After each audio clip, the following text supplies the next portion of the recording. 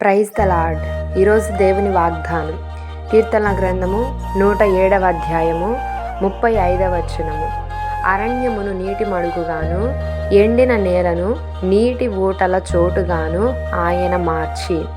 ఈరోజు పరిశుద్ధాత్మ దేవుడు తన ప్రజలైనటువంటి ఇశ్రాయేలీల ప్రజల జీవితంలో జరిగినటువంటి అనేక అద్భుతాలను గురించి మనతో మరొకసారి మాట్లాడుతున్నారు.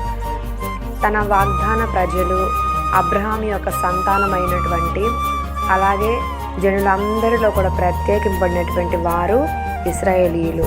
వీరి జీవితాన్ని మనం జ్ఞాపకం చేసుకుంటే, వీరు ఒకప్పుడు ఐగుప్తు దేశంలో బంధకాలలో ఉండి అక్కడ ఆ శ్రమకు వాళ్ళు ఎంతగా అంటే ఇక ప్రార్థించడానికి కూడా ప్రార్థించి అలసిపోయి చివరి క్షణములో మాకు సహాయం చేయి ప్రభువా అని మూల్గులతో దేవునికి మొరపెట్టినప్పుడు వారి మూల్గుల ధ్వని దేవుడు ఆలకించి వారి కొరకు దేవుడు తన ప్రవక్తనైన మోషేను పంపించారు. వారి జీవితంలో దేవుడు చేసినటువంటి ఆశ్చర్యములు ఏమిటంటే, ఇంక ఈ పరిస్థితి మారదు అని అనేక సంవత్సరాలు వారి విడుదల కొరకు వారు ఎదురు చూశారు. కానీ దేవుడు వారి జీవితంలో ఒక అద్భుతాన్ని చేశారు. ఆయన వాక్యం ఏమంటుందంటే, ఆయన ఎలాంటి శక్తి గలవాడు అనగా అరణ్యమును నీటి మడుగుగా. అరణ్యము అనంటే ఇక ఏమాత్రము కూడా ఏది పండించడానికి కానీ పచ్చదనం అనేది లేకుండా ఎడారిలా ఉండిపోయినటువంటి దానిని కూడా నీళ్లు వచ్చే విధముగా నీటి మడుగుగాను, ఎండిపోయినటువంటి నేలను నీటి ఊటల చోటుగా మార్చే దేవుడు.